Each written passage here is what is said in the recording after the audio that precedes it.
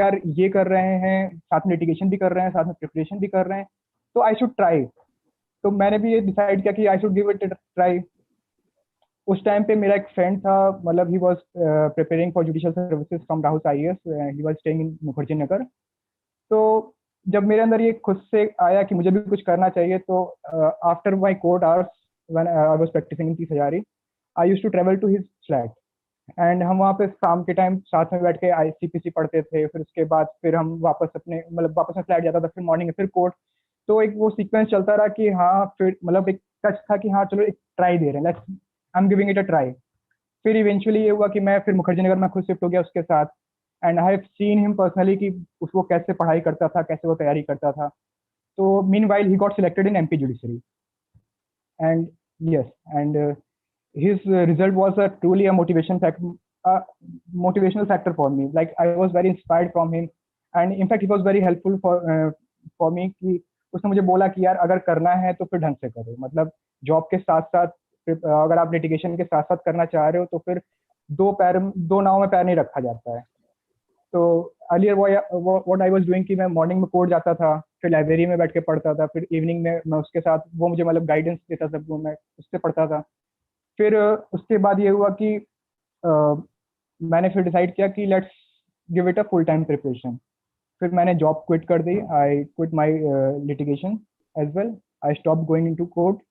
और फिर मैंने फिर फुल टाइम प्रिपरेशन मैंने I also join Rau's IAS. And फिर उसके बाद मेरी जर्नी प्रिपरेशन की स्टार्ट हो गई। Right, sir. This was my Okay. Journey. Yes, sir. So as you said that though now mein you cannot put your legs and go through that. So for that, like I believe, if you want to prepare for judiciary, you have to stay focused. So yes, there are so many working professionals. Those who are watching this webinar can now see the schedule that which one needs to follow up.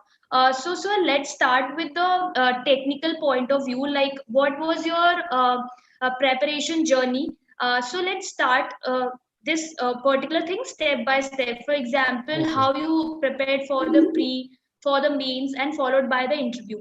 Right, sir. Okay. So please तो share your journey, yes, like from the pre itself. Yes, sir. so let's start with preparation, like how, what should be your approach, right? Okay. Right, sir. So, as far as preparation is concerned, it depends upon individual's approach. Like there are few people जो आपने देखा होगा कि कान में headphone लगा के वो, उनको कंसंट्रेशन काफी अच्छा बनता है, वो पढ़ सकते हैं। लाइक और कुछ है उसके टोटल अपोजिट होते हैं, उनको बिल्कुल डिस्ट्रैक्शन पसंद नहीं होता, उनको एकदम यही होता है कि एकांत में पढ़ सकते हैं। तो कुछ होता है कि वो जॉब भी साथ में कर सकते हैं, साथ में टाइम मैनेज कर सकते हैं, साथ में पढ़ सकते हैं। कुछ होता है कि उनको फ्रेंड सर्कल भी अपना साथ में कैरी करके चल सकते हैं, साथ में अपनी प्रिपरेशन कर सकते हैं। कुछ डिफरेंट होते हैं, तो एक एक इक्वल कोई पैरामीटर नहीं है सबके लिए। आप अपने आप को बेटर जज कर सकते हैं कि आपके लिए क्या वर्क करता है। फॉर लाइक मी, मैं अपना एग्जांपल दूंगा कि जिस दिन मैंने डिसाइड किया कि मुझे प्रिपरेशन में आना है, मुझे जुडिशियल क्वालिफाई करना है, तो आई हैव टेकन मतलब I have change my room in Delhi, and I have changed my contact number. I have installed every social media apps from my mobile, and I was totally isolated. I was totally isolated. मेरे दोस्तों में से, मेरे friends में से कोई नहीं जानता था कि मैं कहाँ पे हूँ या मेरा नंबर क्या, how to approach me. Because मुझे पता है, मैं आई वॉज अ बेटर जज फॉर मी, कि मुझे पता था कि मैं जल्दी डिस्ट्रैक्ट हो जाऊंगा। तो मतलब एक फॉल्स होप या अपने लिए एक फॉल्स आइडियलिज्म नहीं रखना चाहिए कि मतलब मैं ये भी कर सकता हूँ, वो भी कर सकता हूँ। आपको अपनी रियलिटी खुद से पता होती है कि आप क्या कर सकते हो, आप कितने पानी में हो या किस गोल्स को आप अचीव कर सकते हो। लाइक फिर उसके बाद आता है प्रिपरेशन की। प्रिपरेशन की आपकी अप्रोच कैसी होनी चाहिए। फर्स्ट, अगर जैसे कि वेबिनार का जो टॉपिक भी है कि person who are working like who are practicing, तो अगर जो लोग पढ़ाई कर रहे, मतलब सॉरी, जो पढ़ाई छोड़े, जिनको काफी टाइम हो चुका है, 4 साल 5 साल हो चुके हैं, like for me I am 2014 graduate. So मुझे पढ़ाई को छोड़े हुए उस समय 4 साल हो चुका था। In 2014 I decided for judiciary, in 2018 I decided for judiciary. So वो 4 साल का एक गैप आ चुका था। 4 साल के गैप में काफी, मतलब आप अगर आप वर्किंग हो तो आप खुद समझते हो कि प्रैक्टिकलिटी क्या होती है, कि अगर आप कॉर्पोरेट में हो तो एक सेट ऑफ जॉब होता है कि आप क्या काम कर रहे हो। अगर आप फर्म में हो तो भी आपका एक डिपार्टमेंट होता है कि आप आईपीआर के केसेस देख रहे हो या आर्बिट्रेशन देख रहे हो। क्रिमिनल में हो तो क्रिमिनल केसेस में एंगेज हो, सिविल में हो तो सिविल के एग्जीक्यूशन वर्क देख रहे हो, सिविल वर्क देख रहे हो। तो बट जुडिशरी में ऐसा नहीं है, आपको सबको एक इक्वल वेटेज देना है। लाइक आपको सीपीसी भी देखना है, क्रिमिनल भी देखना है, आपको आर्बिट्रेशन भी देखना है, एविडेंस भी देखना है, मतलब आपको एक सबको एक बैलेंस अप्रोच लेके चलना है। तो अगर आप जॉब के साथ कर सकते हो तो वेल एंड गुड, बट अगर ये डिपेंड करता है आपकी जॉब रिक्वायरमेंट्स कैसी हैं, आपके जो एम्प्लॉयर की रिक्वायरमेंट्स कैसी हैं। अगर आपके वर्किंग आवर बहुत ही टफ हैं तो आई वुड से कि it would be difficult for you to doing both things at the same time.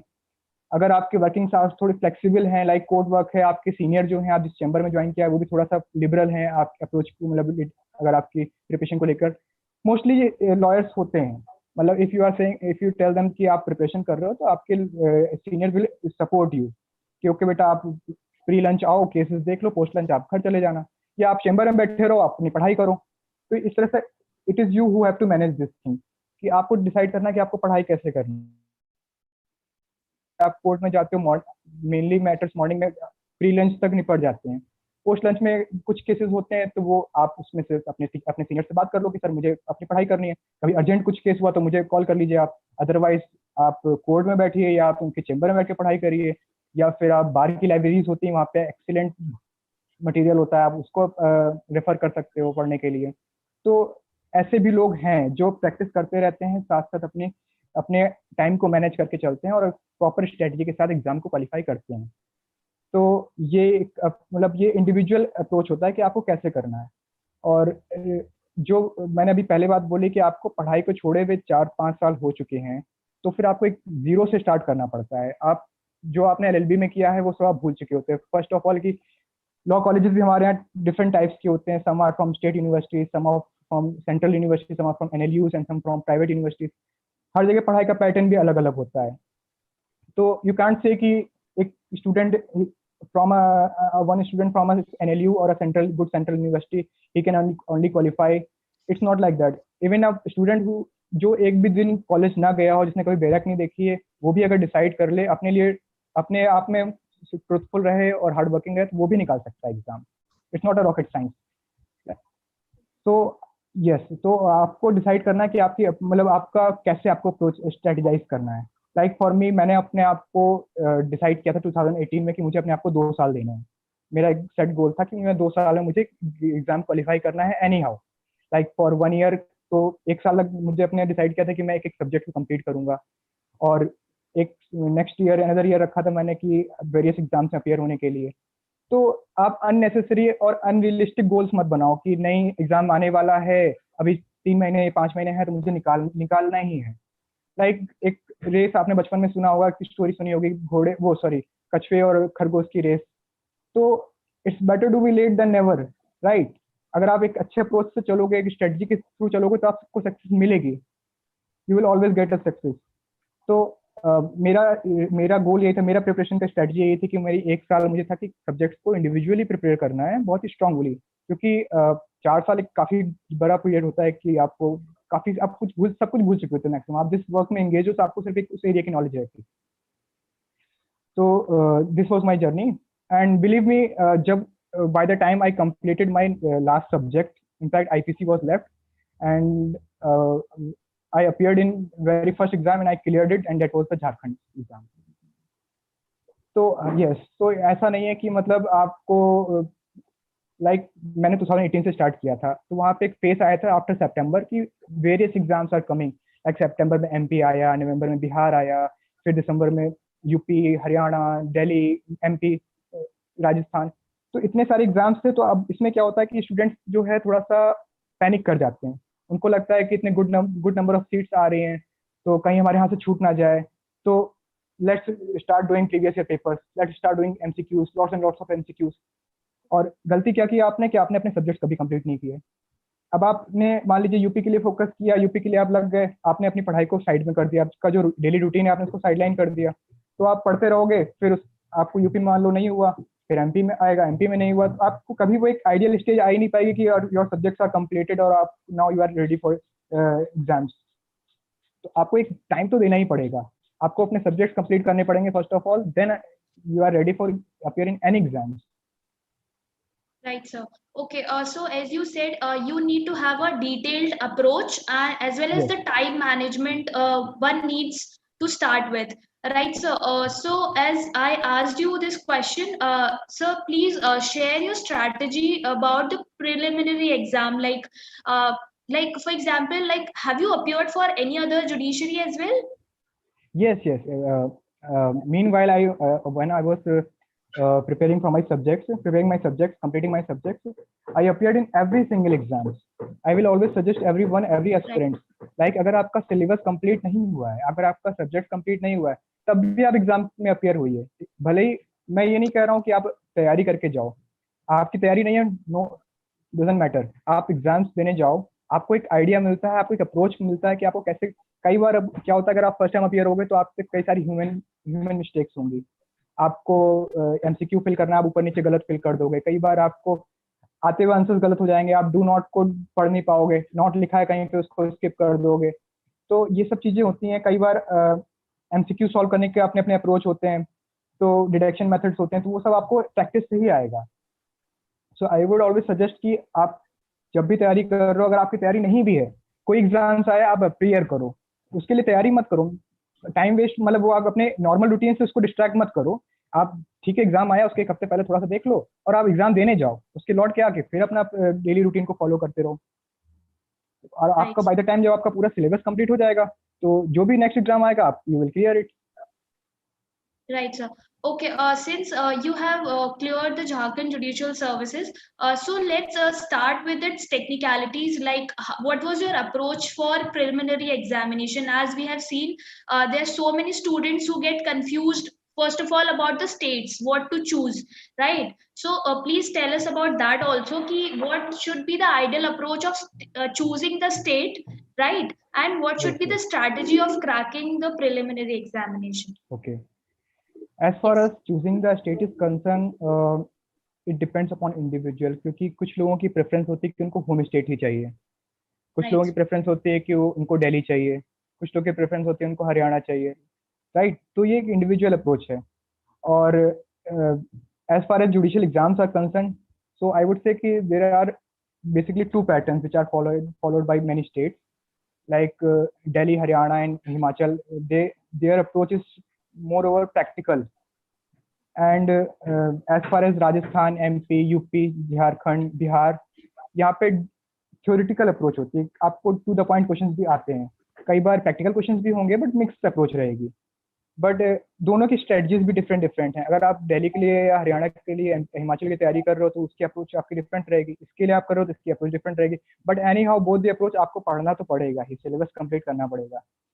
तो उसके लिए मैं सजेस्ट ये करूंगा कि जैसे आपको स्टार्ट करना, आप एकदम बिगिनर हो, तो आप एक काम करो कि आप जो आपके आइडियल स्टेट्स हैं, like if people belongs to Hindi Hindi Hindi speaking belt, तो वो अपने हिसाब से अपीयर, मतलब सिलेक्ट करें कि किस किस स्टेट में हिंदी पूछी जाए, मतलब हिंदी का इशू नहीं है, लाइक एमपी है, यूपी है, बिहार, झारखंड, राजस्थान, तो ये कॉमन है। तो आप एक काम करो कि आप इनके सिलेबस डाउनलोड करो। इनके सिलेबस डाउनलोड करने के बाद आप एक कंपैरेटिव चार्ट बनाओ। लाइक आपने एक एमपी लिखा, एमपी के नीचे आप एमपी के जितने भी सब्जेक्ट हैं वन बाई वन लिख दो। यूपी, उसके नेक्स्ट बगल में यूपी लिखो, यूपी के सब्जेक्ट लिख दो। छत्तीसगढ़, झारखंड, इस तरह से करते करते आप सबके एक कॉलम बना लो, फिर कंपेयर, सबके कंपैरिजन करो कि उनमें से कितने सब्जेक्ट्स कॉमन है जो सब जगह पूछे जा रहे हैं। once you do the comparison you will get to know कि there are some major laws like CPC, CRPC procedural laws हैं, ये हर स्टेट में पूछे जा रहे हैं। And there are some minor laws जो हर स्टेट में वेरी करते हैं, लाइक किसी स्टेट्स में है, किसी में नहीं है, किसी में कॉमन है, तो उसमें भी आप देख लो कि वेटेज दे लो कि लाइक सीपीसी है, सीपीसी ऑल स्टेट्स में पूछी जा रही है तो उसका सबसे बड़ा वेटेज है। लाइक एनआई है, नेगोशिएबल इंस्ट्रूमेंट्स है, तो वो आप मान के चलो कि आउट ऑफ 10 5 स्टेट्स में पूछी जा रही है तो उसका वेटेज 5 है। लाइक आर्बिट्रेशन है, आर्बिट्रेशन 3 स्टेट्स में पूछा जा रहा है, उसका वेटेज 3 है। तो उस हिसाब से आपको एक आइडिया लग जाएगा कि किस सब्जेक्ट का कितना वेटेज है। और स्टेट वाइज सबके लोकल लॉज भी होते हैं। लोकल लॉस के लिए आप इतना पैनिक मत करो, जब तक एग्जाम ना आ जाए उसके आप लास्ट मोमेंट में भी तैयारी करोगे आपका हो सकता है, बट आपको प्रिपेयर होना चाहिए मेनली मेजर लॉस और जो मोस्ट आस्क्ड ये minor acts, minor loss. Yes, तो एक आपको एक आइडिया मिल जाएगा कि हम मुझे कितने सब्जेक्ट्स हैं, कितने कवर करने हैं। ठीक, उसके बाद जैसे कि मैंने बताया कि आप एक गोल डिसाइड करो कि आपको कितने टाइम पीरियड में सब्जेक्ट कंप्लीट करने हैं। फिर आप अपने अपने मंथ्स को या अपने डेज को डिवाइड करो कि मुझे किस सब्जेक्ट को कंप्लीट करने में कितना टाइम लगेगा। राइट, और उसके लिए आपको अप्रोच आपकी ये होनी चाहिए कि लाइक प्रोसीजरल लॉज हैं या जो मेजर लॉज हैं, उसको आपको टाइम थोड़ा ज़्यादा देना पड़ेगा। लाइक सीपीसी कंप्लीट करने में आपको हो सकता है, अगर आप एकदम बिगिनर हैं तो हो सकता है आपको 1 महीना 2 महीना भी लग जाए।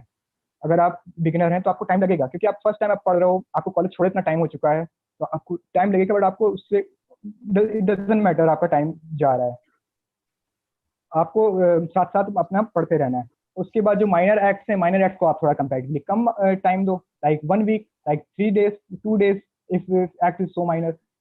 तो ये आपका अप्रोच हो गया। उसके बाद as far as pre is concerned, pre के लिए मैं ये सजेस्ट ये करूंगा कि आप बेरेक्ट बेस्ड स्टडी करो।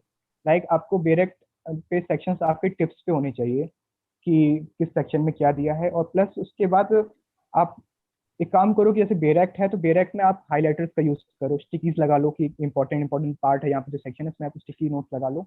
आप हाइलाइटर यूज करो, जहाँ पे कुछ इंपॉर्टेंट कीवर्ड्स दिया है तो कीवर्ड्स को हाईलाइट कर लो आप।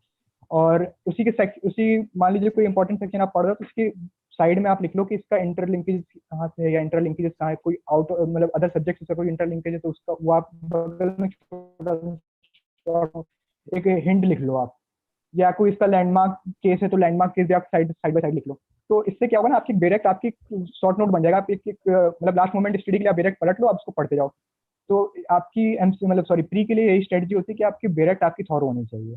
आप अपनी बेरेक्ट में अगर आपने एक बार ये वर्क कर लिया, आपको ये नो डाउट आपको ये वर्क करने में टाइम काफी लगेगा, और वो आप तभी करो जब आप सब्जेक्ट कंप्लीट कर रहे हो। साइड बाय साइड अपनी बेरेक्ट भी प्रिपेयर करते रहो। आपकी वंस योर बेरेक्ट प्रिपेयर्ड, आपको रिवीजन करने में टाइम नहीं लगेगा। तो ये आपको बार बार रिवीजन करना है आपको प्री के लिए। प्री में क्या होता है, डायरेक्ट क्वेश्चन होते हैं, डायरेक्ट बेस्ड क्वेश्चन होते हैं, और उसमें आपको डायरेक्ट टू द पॉइंट चीजें पूछ लेगा, कभी इलेस्ट्रेशन पूछ लेगा, कभी डायरेक्ट लैंडमार्क केस पूछ लेगा। तो वो आप डायरेक्ट बेस उससे आप कर सकते हो। And second thing I would suggest कि प्री के लिए आप एमसीक्यू क्वेश्चन सॉल्व करो।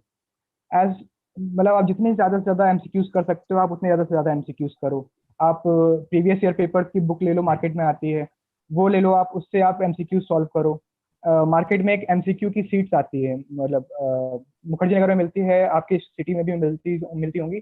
तो आप एमसीक्यू सीट को सॉल्व करो, आप टाइम लगा के, आप अपने सामने स्टॉप वॉच रख लो कि लाइक अपना एक टारगेट सेट कर लो कि स्टार्टिंग में रख लो कि मुझे 120 मिनट्स में 100 क्वेश्चन सॉल्व करने हैं, या 200 मिनट्स में 100 क्वेश्चन सॉल्व करने हैं, पर क्वेश्चन 2 मिनट्स, बस इससे ज़्यादा मुझे नहीं देना है।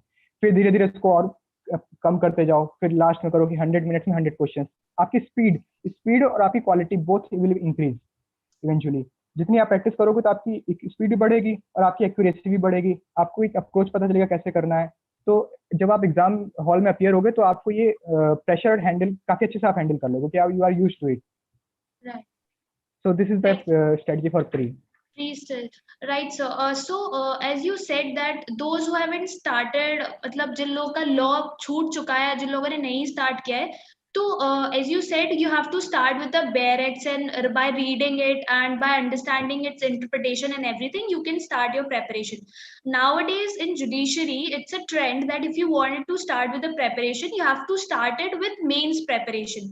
So what people do, what aspirants are nowadays doing, they start writing, answer writing करना start कर देते हैं। मतलब तो they are not able to understand the balance between the mains examination and preliminary examination. You are understanding my question? तो like yes yes yes. aspirants are confused nowadays कि अगर मुझे preparation start करना है तो मैं mains से करता हूँ, तो मैं answer writing पे ही they are stuck, फिर वो prelims में। तो what should be the ideal approach of it? Like people are yes asking this question. Okay. So the ideal approach is, जैसा मैंने पहले बताया आपको कि आपको एक बार सब्जेक्ट तो कंप्लीट करने पड़ेंगे सारे, आपको अपना सिलेबस कंप्लीट करना पड़ेगा। और सिलेबस को कैसे डिसाइड करना है वो भी मैंने आपको बता दिया कि सब्जेक्ट्स को वेटेज डिसाइड कर लो। Right. तो अगर आप जब सिलेबस कंप्लीट करोगे उसी टाइम पे आप वन बाय वन आप नोट्स प्रिपेयर करते रहो। लाइक आपको नोट्स कैसे दे बनाने हैं उसको मैं आपको बताता हूँ कि नोट्स कैसे बनाने हैं। लाइक अगर आप कोई सब्जेक्ट उठा रहे हो, ठीक है, आप उसको पढ़ रहे हो डिटेल में, तो सिर्फ बेरेक्ट से मत पढ़ो, आप उसकी एकेडमिक बुक्स ले लो। अगर आप कोचिंग में तो कोचिंग में आपको हेल्प मिलेगी, अदरवाइज आप खुद से कर रहे हो तो आपको एकेडमिक बुक्स होती हैं जो आपने अपने एलबी में पढ़ी हैं, उसको आप रेफर करो। और आपका अप्रोच ये होना चाहिए कि 3 स्टेप अप्रोच होना चाहिए। फर्स्ट स्टेप आपका अप्रोच होना चाहिए कि आप फर्स्ट ऑफ ऑल तो आप पहले वो एक काम करो कि आप 100 ईयर्स पेपर्स ले लो मेंस के। उसको आप क्या करो कि आप एक एनालाइज करो पूरे लास्ट 10 ईयर्स पेपर्स को कि क्या क्या मेजर एरियाज हैं, किस सब्जेक्ट में कितने मेजर एरियाज हैं, किससे क्वेश्चंस पूछे जा रहे हैं। लाइक एक ट्रेंड होता है हर स्टेट का कि वो स्टेट इस पर्टिकुलर एरिया से क्वेश्चन पूछेगा मेंस में। तो आप एक या तो एक लिस्ट बना लो या दिमाग में अपने फ्रेम कर लो कि ये इंपॉर्टेंट एरियाज हैं, ठीक। उसके बाद फिर आपका अप्रोच होना चाहिए, फर्स्ट स्टेप होना चाहिए आपका कि आप टॉपिक वाइज स्टडी करो, टॉपिक वाइज अप्रोच होना चाहिए कि आपने मान लीजिए आईपीसी उठाया तो आईपीसी में आप स्टार्टिंग टॉपिक से करो, या एक्टर्स या तो धीरे धीरे करके आप आगे बढ़ो। तो आपको टॉपिक वाइज लाइक आपने एक टॉपिक चूज किया, ठीक। अब आप उसी टाइम पे आप जैसे आप एकेडमिक बुक से पढ़ रहे हो तो साइड बाय साइड अपना एक डिटेल नोट्स बनाइए, आप प्रॉपर रजिस्टर मेंटेन करिए। उसमें आप टॉपिक लिखा, आपने टॉपिक के बाद लिखिए कि उसमें कितने कौन कौन से सेक्शंस रेलिवेंट हैं, लाइक उस सेक्शन सॉरी उस पर्टिकुलर टॉपिक में कौन सा सेक्शन फॉलो हो रहा है, या उस टॉपिक का किसी अदर सब्जेक्ट से कोई लिंकेज है, या पर्टिकुलर सब्जेक्ट में ही कहीं और उसका सेक्शन और भी सेक्शन दिए हैं रेलिवेंट, तो उस सबको आप एक जगह कंसोलिडेट करो, एक जगह कंसोलिडेट करो। फिर उसमें कोई लैंडमार्क केसेस हैं सुप्रीम कोर्ट के, उसको आप लिखो वहाँ पे, और उसमें मेजर क्या पार्ट हेल्ड हुआ था उसको लिख लो थोड़ा सा। और अगर मान लीजिए कोई रिसेंट केस आया है सुप्रीम कोर्ट का तो उसको भी आप लिख लो। तो इस तरह से क्या होगा ना कि आपका एक सब्जेक्ट टॉपिक वाइज आप एक डिटेल आपकी नोट्स तैयार हो जाएगा पूरा प्रॉपर। तो आप ये आपको काम करना है हर सब्जेक्ट में, सब्जेक्ट वाइज आपके मान लीजिए आपके सारे सब्जेक्ट में पूरा सिलेबस आपका कंप्लीट हो गया तो आपके पास एक नोट्स हो जाएंगे बल्क में। देन आपका सेकंड स्टेप होगा डायरेक्ट बेस्ड अप्रोच। उसके बाद यस पहले आपको ये काम तो करना ही करना है, इसको आप स्किप करके डायरेक्ट डायरेक्ट पे नहीं जा सकते। लाइक अगर आपने डायरेक्ट अप्रोच कर भी लिया, आपकी डायरेक्ट टिप्स पे है तो आप प्री निकाल लोगे, मेंस में आप फंस जाओगे। मेंस को कैसे करोगे? तो मेंस में के लिए आपको नोट्स तो आपने बनाने ही बनाने हैं। उसके बाद फिर अब आपका सेकंड स्टेप होता है डायरेक्ट बेस्ड स्टडी। अब आप एक बार ये कर चुके हो कि आपको पूरा आपने सिलेबस अपना तैयार कर लिया डिटेल में, अब आप बेरेक्ट पढ़ते हो। बेरेक्ट में आप स्टडी करिए, जैसे मैंने आपको अभी पहले बताया कि कैसे आपको बेरेक्ट पढ़नी है। लाइक सेक्शन वाइज पढ़िए, सेक्शन बेरेक्ट में लिख लीजिए, नोट डाउन कर लीजिए। तो आप बेरेक्ट वाइज पढ़िए और उसमें भी जो आपने जो एरिया कोर एरिया डिसाइड किया है पहले उसको आप पढ़िए। उसके बाद जो लेस इंपॉर्टेंट एरियाज हैं फिर आप पूरी बेरेक्ट को from one section two last section पूरा बेरेक्ट को आप रीड कर लीजिए अगर after completing your core area. तो आपको क्या हो जाएगा नहीं, आपको पूरा एक बेरेक्ट भी तैयार हो गया, उससे पहले आपके नोट्स तैयार थे। फिर थर्ड स्टेप आपका आता है कि आप अपने शॉर्ट नोट तैयार करो। डिटेल नोट्स अलग हो गए, शॉर्ट नोट्स अलग हो गए। शॉर्ट नोट्स में क्या होता है कि आपको सिर्फ कीवर्ड्स लिखने हैं, आपको कुछ नहीं लिखना उसमें, सिर्फ ये लिखना है कि हाँ ये टॉपिक है या ये फला सेक्शन नंबर, इस टॉपिक में सेक्शन नंबर ये, केस का नाम है तो केस का नाम भी पूरा नहीं लिखना कि फला वर्सेस फला, बस इन द केस ऑफ फला, बस दैट्स इट। और उसके बाद कोई आपका हिंट है, आपके जो शॉर्ट कीज, आपके जो शॉर्ट वर्ड होंगे, आपके याद करने के तरीके होते हैं वो लिख लो। तो ये आपका काम आता है लास्ट मोमेंट रिवीजन पे। लास्ट मोमेंट रिवीजन पे अगर आप जा रहे हो, प्री देने जा रहे हो, तो प्री के टाइम पे भी अगर आप डायरेक्ट ले जा रहे हो और तो आपको लास्ट मोमेंट पे आपको रिवीजन के लिए काम आएगा। मेंस में भी आपको रिवीजन के लिए काम आएगा, क्योंकि लास्ट मोमेंट पे हमारे पास इतना टाइम नहीं होता कि हम रिवाइज कर सकें। और आई वुड सजेस्ट कि जैसे मार्केट में वो एक कॉन्स्टिट्यूशन के, सीआरपीसी के, आईपीसी के वो आते हैं, सेक्शन वाइज चार्ट आता है, वो आप खरीद लो, अपने स्टडी रूम में पेस्ट कर लो। या फिर आप एक काम करो कि जैसे बेरेट का जो इंडेक्स होता है, इंडेक्स पार्ट को आप जीरोक्स करा लो। जीरोक्स करा के उसको आप अपने रूम पे एक चार्ट में पेस्ट करके आप दिखा लो, और सुबह शाम आते जाते आप उसको रिवाइज करते रहा करो। तो आपके पास क्या है कि आपने एक बार मेंस की पढ़ाई डिटेल में करी है, आपके पास डिटेल नोट्स हैं, तो आपका पूरा कॉन्सेप्ट और आइडिया आपके दिमाग में बैठा हुआ है। अब आपको करना क्या है कि आपको, कई लोगों के साथ प्रॉब्लम होती है कि उनको सेक्शन याद नहीं होते हैं, राइट। सेक्शन याद नहीं होते हैं, केस याद नहीं होते हैं, उनके पास आइडिया है, उनका अप्रोच है, उनके पास प्रिंसिपल्स हैं उनके दिमाग में, लेकिन वो उसको कंसेप्चुलाइज नहीं कर पा रहे हैं। तो उनके लिए काम आता है ये रिवीजन वर्क। जितना आप ज़्यादा से ज़्यादा रिवीजन करोगे उतना ज़्यादा आपका अप्रोच स्ट्रांग होगा, आपको ज़्यादा चीज़ें याद रहेंगी। सो उसके लिए मैं यही मतलब रेफर करूंगा कि आप रिवीजन करिए, आप अपने शॉर्ट नोट्स का या फिर अपने बेरेक्स का। और अगर आप एग्जाम देने जा रहे हो, लाइक प्री देने गए हो किसी स्टेट में या मेंस देने गए हो, तो आप अपने शॉर्ट नोट्स साथ में ले जाओ, अपने जो इंडेक्स जीरोक्स कराया है वो साथ में ले जाओ। अननेसेसरी वो बल्कि नोट्स आप बैग भर के ले जाते हो, आप बुक्स ले जाते हो साथ में, लास्ट मोमेंट पे आप, लास्ट नाइट में तो पढ़ाई होती नहीं है, लास्ट नाइट में रिवीजन होता है, वो भी आप ये भी नहीं कर सकते कि आप रात भर रिवीजन करते रहो। तो आपको शॉर्ट नोट्स वहाँ पे काम आते हैं आपके। तो ये आपकी स्ट्रेटजी होनी चाहिए प्री और मेंस की, दोनों की प्रिपरेशन साथ ही साथ होती है। Right, sir. So as you said that both pre and mains preparation should go simultaneously, and revision should be the core of this, right, sir? Let's talk about the answer writing process, and as well as the books that many of the aspirants many times ask कि IPC के लिए कौन सी book use करें. ये बहुत ही मतलब this is very regular which aspirants ask. So please tell us something about the strategy for note making, because लोगों को समझ में आता है कि चलो notes बनाने हैं, but how to start with the note making process. Notes मैंने बता दिया आपको. I just told you.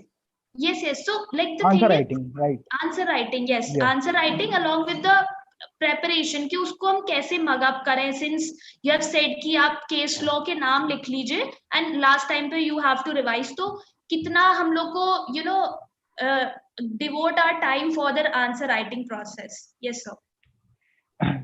Like as far as answer writing is concerned, means there are two types of questions are asked in means. First is theoretical questions and second is application based questions. Like theoretical questions में क्या होता है कि आपको to the point question पूछा गया कि आपको एक टॉपिक पूछा कि what is this, define this, या इनके एक्सेप्शंस बताइए या डिफरेंस आप इसको बताइए. तो उसके लिए आपको अप्रोच होता है कि आप लाइक अब थियोरेटिकल क्वेश्चन है तो आप ये काम करो कि पहले तो आप खुद सोचो कि उसमें पूछा क्या गया है. लाइक ये जुडिशरी का मेंस का एग्जाम है तो आपको टू द पॉइंट आंसर लिखने हैं. उसमें पूछा क्या गया एकदम टू द पॉइंट आप आंसर लिखिए, और वाइल राइटिंग योर आंसर्स थोड़ा सा उसको जूरिस्प्रूडेंशियल एसेंस बताइए, थोड़ा सा कॉन्स्टिट्यूशनल एसेंस बताइए कि उसका कॉन्स्टिट्यूशन से हम कैसे लिंक बता दें कि why this law is there, कैसे ये हेल्पफुल है सब, या कैसे ये सोसाइटी को सर्व कर रहा है, फिलॉसफी क्या है इस लॉ के पीछे. तो वो आप थोड़ा सा एक दो लाइन में बताइए. ये आपका थ्योरेटिकल क्वेश्चंस में एक स्टार्टिंग आपकी यहाँ से होनी चाहिए. देन आफ्टर इट आप सेक्शंस बताइए कि भाई किस सेक्शन में क्या क्या दिया है, और वो भी आपको टोटल बेयर एक्ट नहीं छापनी है वहाँ पे. ये नहीं बताना है कि उस लैंग्वेज क्या है बेयर एक्ट की. आप बताइए कि फला सेक्शन में क्या दे रखा है. उसके बाद आप जो आपसे पूछा गया उसको आप डिटेल में लिखिए और केसेस लिख दीजिए. केसेस भी अननेसेसरी आपको बल्क में ढेर सारे केसेस नहीं लिखने हैं. आपको जो मेनली वहाँ पे जज करता है, आपको एग्जामिनेशन किया जाता है कि आपको लैंडमार्क केसेस पता है कि नहीं पता है, जिसमें मेन कंटेंशन हेल्ड हुए हैं. लाइक किसी टॉपिक में कोई टर्निंग पॉइंट था किसी केस में, या मेन कोई पॉइंट इन्वॉल्व था, वो आपको केस लॉ लिखने कंपलसरी होते हैं. तो वो आप जब आप तैयारी कर रहे हो साथ में आपने वेर एक्ट में लिख लेते हो आप, तो आपको एकदम से क्लिक आ जाएगा कि हाँ नहीं इस टॉपिक से ये केस रिलेटेड है. और अगर कोई रिसेंट केस आपको याद आ रहा है तो रिसेंट केस लिख दीजिए, वो तो बहुत अच्छा है. वो तो एक उसकी गार्निशिंग हो जाएगी एक तरीके से. तो ये आपका एक अप्रोच हो गया थ्योरेटिकल बेस्ड क्वेश्चंस को कैसे आप आंसर लिखोगे. देन अब आते हैं कि practical questions, like application based questions कैसे होते हैं. एप्लीकेशन बेस्ड क्वेश्चंस में generally they give you a situation. Basically वो किसी बैरक से जो इलस्ट्रेशन होते हैं, इलस्ट्रेशन कई बार इलस्ट्रेशन हूबहू रख देते हैं, या कई बार कोई रिसेंट केस आता है तो रिसेंट केस के फैक्ट्स जो होते हैं वो फैक्ट्स हूबहू रख देते हैं आपके पास. तो इसमें क्या होता है कि आपको वो चेक करते हैं कि आपका अप्रोच कैसा है. लाइक आपका इसमें अप्रोच जज किया जाता है. तो इसमें मैं ये मतलब जैसे कुछ स्टूडेंट्स के अप्रोच ये होते हैं कि वो सीधे आप स्टार्ट करते हैं डिसीजन से कि नहीं मतलब इसका डिसीजन क्या होना चाहिए, उसके बाद वो एक्सप्लेन करते हैं. बट आई वुड सजेस्ट कि आप इसको स्टार्ट करो इश्यूज वाइज. लाइक आपसे कोई सिचुएशन दी गई है, आपको एक कोई इलस्ट्रेशन दिया गया है, तो आप उसमें इशू डिसाइड करो कि इसमें क्या क्या इश्यूज इन्वॉल्व हैं. अगर मतलब इश्यूज भी एकदम शॉर्ट में होने चाहिए, लाइक 2-3 इश्यूज. अननेसेसरी ढेर सारे इश्यूज मत बनाओ कि उन 2-3 इश्यूज में अगर डिसीजन क्या होगा उससे पूरे के पूरे क्वेश्चन का डिसीजन आ जाएगा. तो एकदम क्रक्स उस इशू में मतलब रिफ्लेक्ट होना चाहिए. तो आपने इशू डिसाइड कर लिया, राइट. उसके बाद फिर आप क्या करोगे कि 1 by 1 आप उन इश्यूज को डील करो. Like with respect to issue number this, क्या इशू है वो आपने लिखा, फिर आपने उसको डील करो कि उसमें क्या लॉज इन्वॉल्व हैं. तो उसमें अननेसेसरी पूरा बैरेक्ट मत छापो. क्या टेक्निकल क्या पॉइंट है उस लॉ में या उस पर्टिकुलर सेक्शन नंबर में, वो आप लिखो जो सिचुएशन में रेलेवेंट है. अननेसेसरी इररेलेवेंट चीजें मत लिखिए आप. जो रेलेवेंट चीजें केवल उतना लिखिए आप उस सेक्शन में क्या रेलेवेंट है, क्या एप्लीकेबल हो रहा है, वो लिख दीजिए कि इस सेक्शन में ये है, ऐसा ऐसा है. उसके बाद फिर आप उसमें लिखिए अप्रेजल ऑफ फैक्ट करिए. लाइक जो सिचुएशन आपको दी गई है उस सिचुएशन में जो फैक्ट्स हैं, फैक्ट्स उस इश्यूज में के अराउंड आप उसको अप्रेज करिए with respect to that law जो आपने कोट किया है. With respect to that law आप उसको अप्रेज करिए कि हाँ इस सेक्शन के अकॉर्डिंग ऐसा ऐसा होना है. और देन उसमें अगर आप एक दो लैंडमार्क केसेस अगर आप कोट कर दोगे तो बहुत अच्छी बात है. रिसेंट केसेस को कोट कर दोगे तो बहुत अच्छी बात है. फिर लास्ट में आप सम अप करो अपने डिसीजन से, वन बाय वन आपने एक एक इशू डील कर लिए, लास्ट में आप डिसीजन दे दो कि with respect to this issues and I मतलब हेयर वाई ये अगर आपसे पूछा गया है कि आपका क्या मतलब जजमेंट है तो आप अपने हिसाब से कर दो, अदरवाइज एक जनरल पूछा गया तो जनरली आप उसका आंसर दे दो। तो इस अगर आप इस फॉर्मेट को फॉलो करते हो इसमें बेनिफिट ये होता है कि अगर मान लीजिए आपने डिसीजन गलत दिया है, राइट, अगर उसका आंसर कुछ होना चाहिए था, एक्विट होना चाहिए था, आपने उसको कन्विट कर दिया है, बट अगर आपका अप्रोच सही था, राइट, अगर आपका अप्रेजल ऑफ फैक्ट, अगर आपने जो लॉज इन्वॉल्व थे वो आपने सही कोट किए, तो आपको कई बार क्या होता है कि थोड़ी सी लीनियंसी हो जाती है कि मतलब इस स्टूडेंट का, इस कैंडिडेट का अप्रोच सही था, इसने दिमाग सही लगाया, एक राइट डायरेक्शन में अप्रोच थी, भले डिसीजन का गलत हुआ तो आपको एक कुछ मार्किंग है, जैसे कि 10 मार्क्स में तो आपको 1-2 मार्क्स तो एटलीस्ट मिलेगा। लेकिन अगर आपका अप्रोच उल्टा रहेगा कि आपने डिसीजन से स्टार्ट किया तो स्टार्टिंग से एग्जामिनर का एक माइंडसेट हो जाता है कि नहीं ये गलत ही, this answer is going to be wrong, तो वो आगे पढ़ेगा ही नहीं। सो ये तरीका होता है मतलब एप्लीकेशन बेस्ड क्वेश्चंस का। And as far as answer writing is concerned in means, like while you are appearing in means, उसमें सबसे बड़ा फैक्टर होता है time management, right, time management. तो इसके लिए सजेस्ट करूंगा कि जिस स्टेट में आप जा रहे हो तो आप पहले से उसका लाइक आपने प्रीवियस ईयर पेपर तो देख ही रखे हैं, तो एक आपको आइडिया लग जाता है कि 3 आवर्स में कितने क्वेश्चन पूछे जा रहे हैं, कितने सेक्शंस हैं, कितने सेक्शंस में कितने क्वेश्चन हैं। अगर ऑप्शनल दिए रखा है तो ऑप्शन में कैसे, जैसे लाइक मैं झारखंड में दिया था, झारखंड में 5 सेक्शन थे, 5 सेक्शंस में हर हर सेक्शन में 4 क्वेश्चन थे, 4 में से आप आउट ऑफ 4 आपको 2 अप्रोच करने थे। तो ये पहले से मैं जान के गया था कि हाँ 5 सेक्शंस में 2 क्वेश्चन करने हैं, टोटल मुझे 10 क्वेश्चन करने हैं 3 आवर्स में। तो मैंने पहले से एक टाइम डिसाइड कर रखा था कि एक आइडियल टाइम आपको भी डिसाइड करना पड़ेगा कि एक फर्स्ट स्टार्टिंग के 15 to 20 मिनट्स तो रखो पूरा पेपर पढ़ने में। आपने फर्स्ट क्वेश्चन से लेकर लास्ट क्वेश्चन तक पढ़ लिया कि ये इतने इतने क्वेश्चन हैं, आपको कौन से करने हैं कौन से छोड़ने हैं, राइट। अगर ऑप्शनल है तो उसमें आप वो भी डिसाइड कर लो कि आपको कौन से छोड़ने हैं, किसको अप्रोच करना है। फिर आप 1 बाय 1 क्वेश्चंस पे आते हो, तो क्वेश्चंस को भी आप स्टार्ट, जैसे मैंने एक आइडिया रखा था कि मैं 10 मिनट्स पर क्वेश्चन दूंगा, राइट। तो 10 मिनट्स को मैंने उसको भी डिवाइड कर रखा था कि स्टार्टिंग के 1 से 1.5 मिनट में दूंगा कि आंसर को पढ़ूंगा और आंसर आंख बंद करके सोचूंगा कि इसमें मुझे कैसे अप्रोच करना है, राइट। एक आपको दिमाग में कॉन्सेप्चुलाइज करना पड़ेगा, स्ट्रक्चर बनाना पड़ेगा आपको अपने दिमाग में कि आपको कैसे आगे आंसर राइटिंग करनी है। तो वो आपसे 1 से 1.5 मिनट 2 मिनट किया आपने, फिर बचे 7 से 8 मिनट मैंने लिखने में लगाया, ठीक। अपनी मेरी रिस्ट वॉच सामने रखी है, अगर रिस्ट वॉच अलाउड नहीं है तो क्लासरूम की वॉच होगी, वो आप सामने देखते रहो कि अगर आपको 7 मिनट्स में आपको आंसर करना है। अननेसेसरी बहुत ज्यादा मत लिखिए, आप टू द पॉइंट आंसर लिखिए। मैक्सिमम जैसे अगर मतलब जो मैं लेके चला था आइडियल की, अगर 10 मार्क्स का क्वेश्चन है तो मैं 2 to 3 साइड्स बस, दैट्स इट, उससे ज्यादा मैं नहीं लिखूंगा। ये मेरा अप्रोच था, 2 to 3 साइड्स। कई सारे आंसर मैंने उससे भी कम लिखे हैं, 1.5 पेज में लिखे हैं, कुछ मैंने 2.5 में लिखे हैं, राइट। तो उससे ज्यादा आप लिख ही नहीं सकते हो। अगर आप 7 मिनट से 8 मिनट्स में आपकी स्पीड कितनी भी फास्ट होगी, वो आप इतनी स्पीड खुद से जज कर सकते हो टाइम लगा के कि आप पर मिनट कितने वर्ड्स लिख रहे हो। तो आप 7 मिनट से 8 मिनट्स में आप इससे ज्यादा पेज नहीं लिख सकते हो। और आप टू द पॉइंट चीजें लिखो, टू द पॉइंट केसेस लिखो, to the point section refer करो, अननेसेसरी इररिलेवेंट चीजें मत लिखो। तो ये आपका इसकी आप प्रैक्टिस करके जाओ घर से, आंसर राइटिंग की आप प्रैक्टिस करके जाओ घर से, क्योंकि तभी आपका टाइम मैनेजमेंट हो पाएगा। लास्ट मोमेंट पे कई बार ऐसा होता है कि क्वेश्चन आपसे पूछा, कई बार आपसे कोई क्वेश्चन पूछे 10 मार्क्स में, आपके पास उसका मटेरियल आता है। कई बार क्या होता है सेम क्वेश्चन को पूछ लेता है 5 मार्क्स में, अब आपको उसके पास अच्छा खासा कंटेंट है, आपको 10 मार्क्स लाइक कंटेंट है, आपको 20 मार्क्स लाइक कंटेंट है, बट 5 मार्क्स में पूछे तो आप कंफ्यूज हो जाते हो कि यार इतना मैं कैसे लिखूं 5 मार्क्स में। तो आप सब कुछ लिखने की कोशिश करते हो, सब कुछ लिखने की कोशिश में क्या हुआ, आप लास्ट में आपका लास्ट क्वेश्चन छूट जाएगा, लास्ट क्वेश्चन छूट जाएगा। कई बार कैंडिडेट्स की यही प्रॉब्लम होती है कि वो एग्जाम से जब बाहर निकलते कहते हैं मेरा आंसर छूट गया, लाइक टाइम कम पड़ गया। तो आपको ये नहीं करना है। अगर आपके लास्ट के 2-3 क्वेश्चन छूट गए तब तो आप वैसे भी कंपटीशन से बाहर हो गए। तो बेटर ये है कि आपको सारे क्वेश्चन अप्रोच करने, भले ही उसमें आप कम लिखो तो कम से कम एटलीस्ट आपके सारे आंसर चेक तो होंगे, आपको हर क्वेश्चन में मार्क्स तो मिलेगा। बट अगर आपने क्वेश्चन ही छूट गए तो आप तो कंपटीशन से ही बाहर हो गए, आपको वो क्वेश्चन चेक कभी चेक ही नहीं होंगे। तो ये चीजें आपको टाइम मैनेजमेंट बहुत ही ज्यादा इसमें फैक्टर होता है, स्पेशली इन मेंस, क्योंकि मेंस में आपको लिखना पड़ता है और आप लिखते लिखते कई बार हाथ दर्द होने लगता है। तो आपको ये इट्स नॉट लाइक कि आप आज उठे मेंस लिखने चले गए, तो आपको घर से आंसर मतलब आंसर राइटिंग की प्रैक्टिस करके जाओगे, आपके हाथ सेट रहेगा, आपका पेन सेट रहेगा, आपका एक फेवरेट पेन होगा कि आप जिससे आप लिखते होगे। तो ये आपका एक अप्रोच होता है कि आपको आंसर राइटिंग मेंस में कैसे करनी है, right. Right sir. Okay, so you have shared such a good strategy of time management while a person is going for answer writing.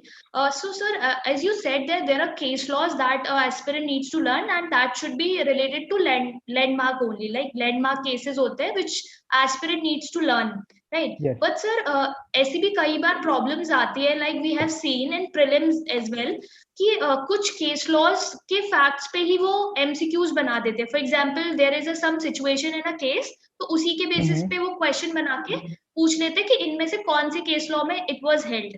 So for that we have to study a numerous case laws as well, जो landmark नहीं है तो भी हमें पढ़ना पड़ता है. So please tell us your approach of dealing with the case laws, कि आपने कैसे याद किया केस लॉज, क्योंकि बहुत सारे होते हैं. For example in article 14 itself we have seen there are so many cases, like in 21 and Yes. article 21, so there are so many cases. Yes. So please tell us the ideal approach which one could follow during the preparation. Yes sir.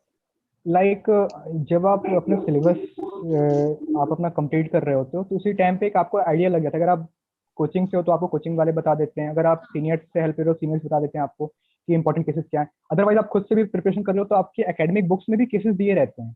आपके academic books में आपको cases पता चल जाता है कि ये cases important है. उसमें अगर कोई इंपॉर्टेंट केस होता है तो उसमें उसके फैक्ट्स भी देते हैं आपको एकेडमिक बुक्स में.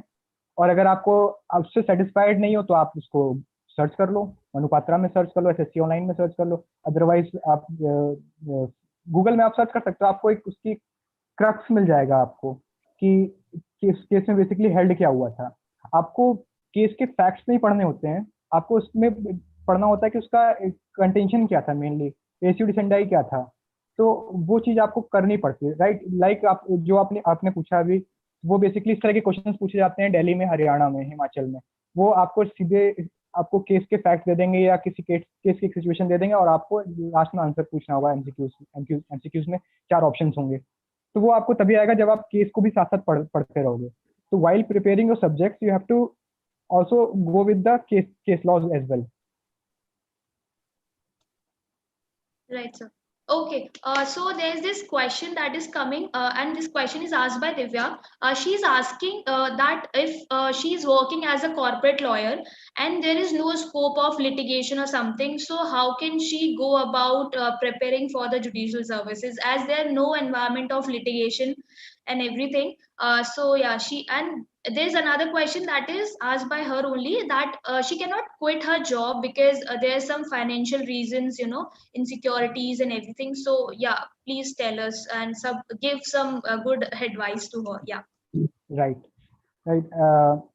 लाइक लिटिगेशन से, मतलब लिटिगेशन से आपका प्रिपरेशन से कोई मतलब रिलेशन नहीं. अगर आप कॉर्पोरेट लॉयर हो, you are corporate lawyer, then still you can prepare your exams, prepare for your exams. But आपको ये थोड़ा सा ये ध्यान देना होगा कि आपके वर्किंग आवर्स कैसे हैं.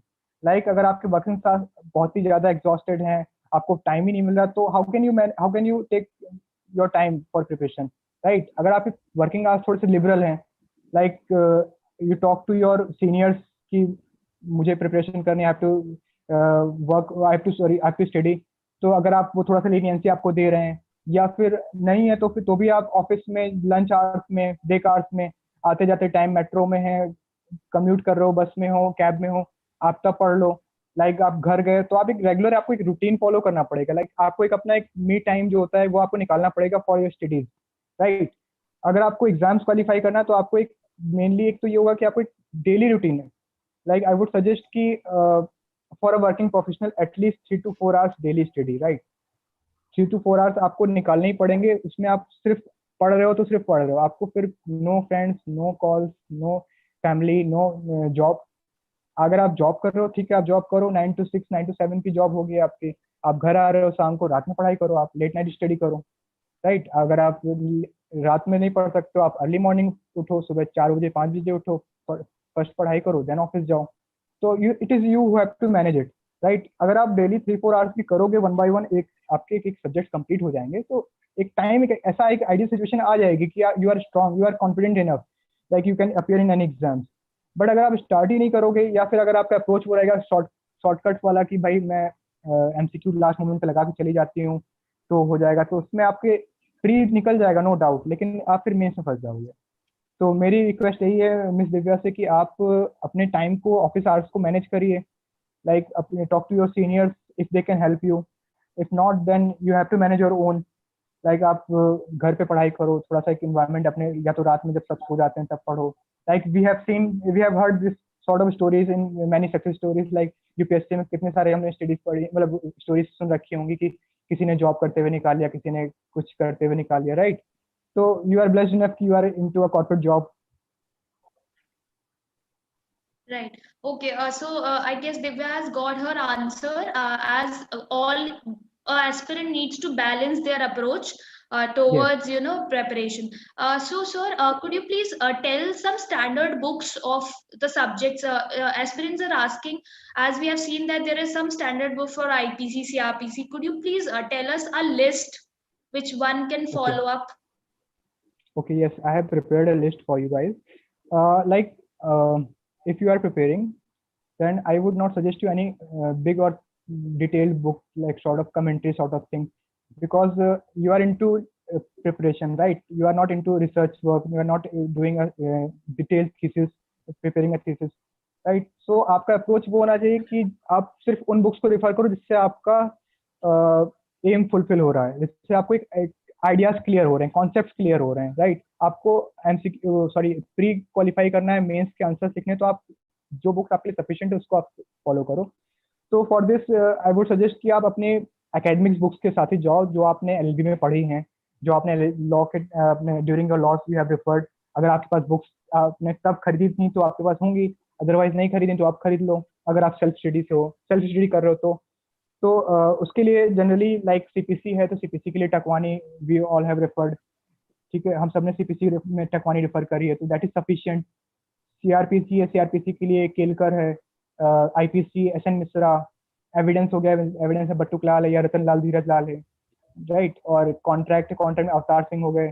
लाइक टीपीए में जीपी त्रिपाठी, हिंदू लॉ में पारस दीवान, और Muslim law Aqil Ahmed, right? So these are the standard books. Like इसमें आपको अननेसेसरी बहुत ही बल्कि या कमेंट्रीज वगैरह परचेज नहीं करनी. कॉन्स्टिट्यूशन है तो अगर आप जैन पांडे है उससे भी पढ़ोगे तो भी आपका निकल जाएगा, पीएम बख्शी से पढ़ोगे निकल जाएगा. अननेसेसरी आपको सीरवई और वो सब नहीं खरीदनी है, राइट? डीडी बसु नहीं खरीदनी है आपको अननेसेसरी, क्योंकि अब अननेसेसरी सी सब्जेक्ट्स ऐसे होते हैं कि जब आप पढ़ने बैठोगे ना तो आपको इतना इंटरेस्ट आएगा कि आप उसमें खो जाओगे. तो वो भी नहीं करना है आपको एक स्मार्ट स्टडी करनी है. You have to be smart, you have to strategize your studies, कि आप सिर्फ किसी सब्जेक्ट से या किसी पर्टिकुलर टॉपिक से आप उतना ग्रैब करो जितना आपके लिए एग्जाम के लिए रेलिवेंट है. For now I am not saying पढ़ना सबके लिए अच्छा होता है, आपकी पढ़ाई कभी वेस्ट नहीं जाती है, नो डाउट. अगर एग्जाम निकालने के लिए आपको सिर्फ एग्जाम के लिए जो रेलिवेंट है वो पढ़ना अभी प्रायोरिटी होनी चाहिए एटलीस्ट. तो these books are sufficient. And for minor acts में आप कोई भी बुक ले सकते हो, otherwise bare act is sufficient I would say. मैंने मतलब I've never referred any book for minor acts. Like NI के लिए NI की book is sufficient, arbitration की sorry Baer Act is sufficient. And अगर jurisprudence है तो jurisprudence के लिए आप कोई भी बुक ले सकते हो मार्केट से, या फिर वो आती हैं क्वेश्चन बैंक्स आती हैं आपकी लॉ कॉलेज की होती होंगी, वो भी आपको jurisprudence या इस तरह के माइनर एक्ट्स में हेल्पफुल हो सकती हैं. बट मेजर लॉ के लिए कभी आप वो क्वेश्चन बैंक्स फॉलो मत करिए. मेजर एक्ट के लिए तो आपको एकेडमिक बुक्स ही पढ़नी पड़ेगी, राइट? तो ये तो आपकी हो गई सब्जेक्ट वाइज बुक. उसके बाद देयर आर सम बुक्स, कुछ बुक्स हैं जो आपको एक प्रिपरेशन मतलब एक स्टूडेंट के पास होनी चाहिए, राइट? कि फॉर प्री अगर आप तैयारी करो तो आपको एमसीक्यू सॉल्व करने होते, तो एमसीक्यू के लिए कौन सी बुक आप रेफर करो, राइट? तो एमसीक्यू के लिए there are several books in market. Like single publication की बुक आती है मार्केट में, उसमें आपको state wise previous year papers मिल जाएंगे प्रिलिमिनरी एग्जाम्स के. लाइक अगर आपको स्टेट वाइज एमसीक्यू सॉल्व करने हैं तो आप सिंगल की बुक ले सकते हो.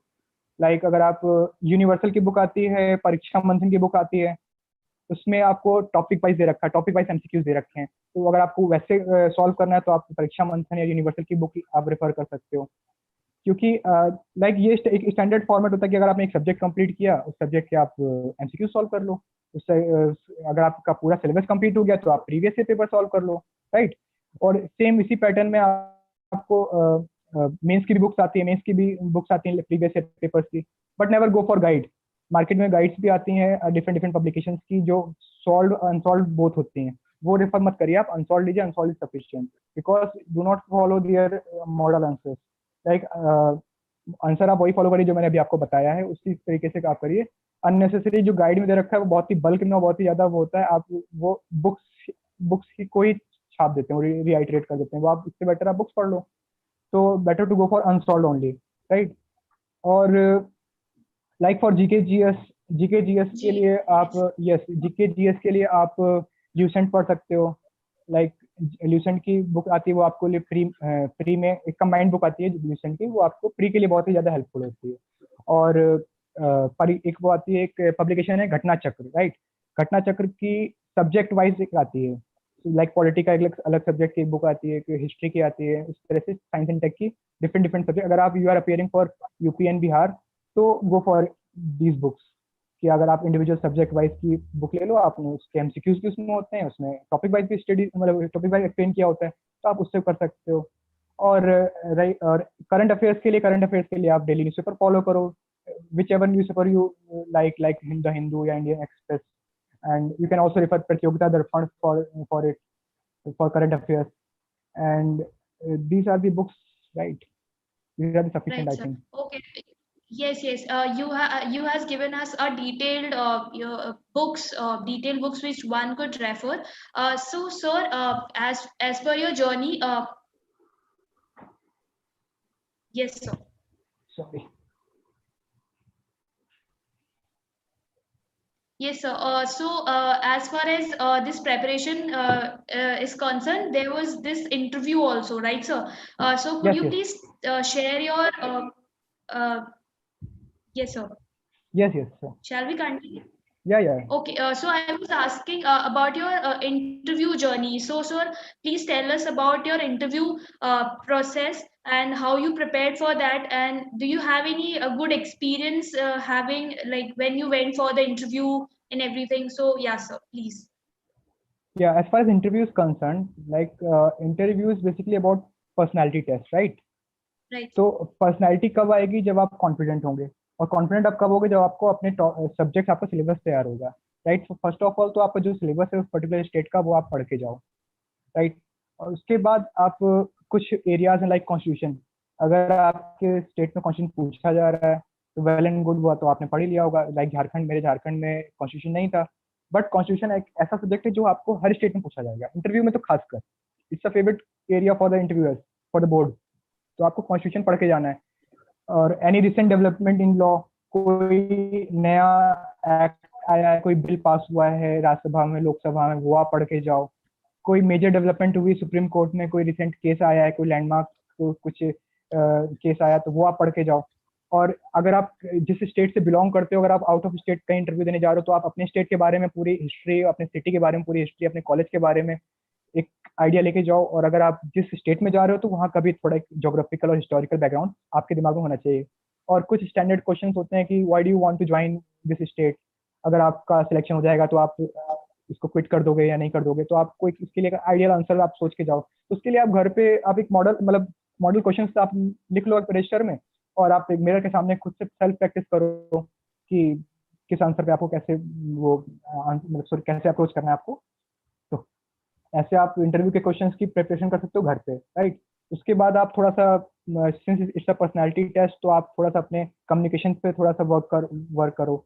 वेल ड्रेस्ड होके जाओ, एक अच्छी बॉडी लैंग्वेज थोड़ा सा वहाँ प्रेजेंट करो, right.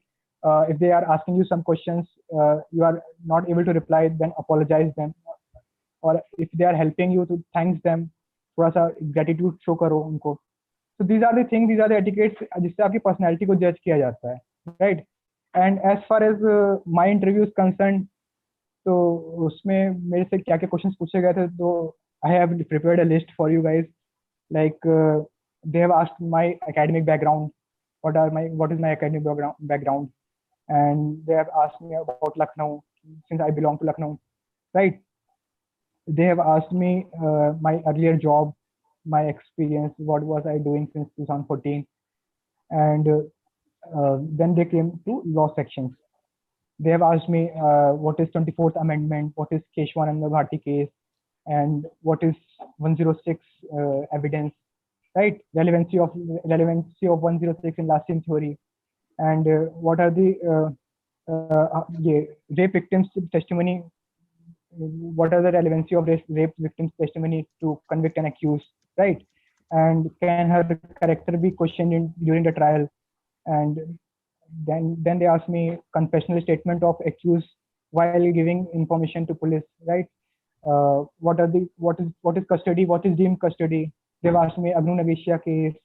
They've asked me from evidence, they asked me about section 24, 25, 26, 27, this chain, the connection between these sections, right? And from CRPC, they asked me about 162, 162, 164, what are the special provisions for women under 164.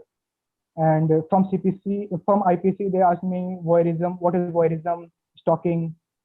And from the CPC, they asked me discovery, what are the interrogatories, what are the objects of interrogatories, what is friendly suit. So these are the questions which they asked me during my interview.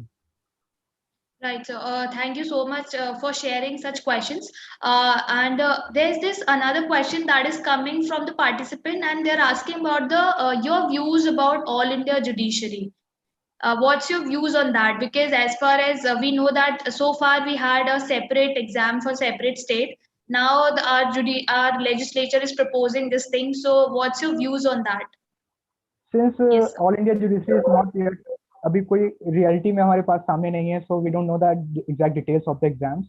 But as Right. far as it appears, like what is the concept behind it, so it seems good for me. Like मुझे तो ये best approach लगा कि एक centralized अगर exam होगा तो इससे better, इससे एक best part ये है कि timely exams होंगे, right? Like UPSC हर साल exams होता है, तो हमारे जुडिशरी के भी होगा कि आपको टाइमली एग्जाम। अभी कई सारे स्टेट्स में दिक्कत होती है कि 2 साल बाद 3 साल बाद सीट्स आती हैं। लाइक एमपी है one of the finest state की जो हर साल सीट्स निकालता है, गुड नंबर ऑफ सीट्स होती है वहाँ पे। तो एक इससे ऑल इंडिया जुडिशरी से एक बेनिफिट ये हो जाएगा कि टाइमली आपके पास एग्जाम्स आएंगे। लाइक हर साल आपके पास एक आइडिया रहेगा कि 1000 के अराउंड सीट्स आने वाली है या 500 के अराउंड सीट्स आने वाली है। तो एक सबसे बेस्ट फायदा तो ये हो जाएगा कि रूटीन बन जाएगा। एक जो एस्पिरेंट्स होते हैं, एस्पिरेंट्स की सबसे मेजर दिक्कत ये होती है कि कोई एग्जाम्स नहीं उनके सामने। लाइक जो तैयारी कर रहे हैं उनके सामने कोई एग्जाम्स नहीं है। जब तैयारी कर रहे थे, जब हमारे सब्जेक्ट कंप्लीट नहीं थे, तब इतने सारे एग्जाम्स थे, राइट? लाइक अभी जो पास्ट में हुआ कि 2018 से 19 तक इतने सारे एग्जाम्स आए हैं, and now we have no exams.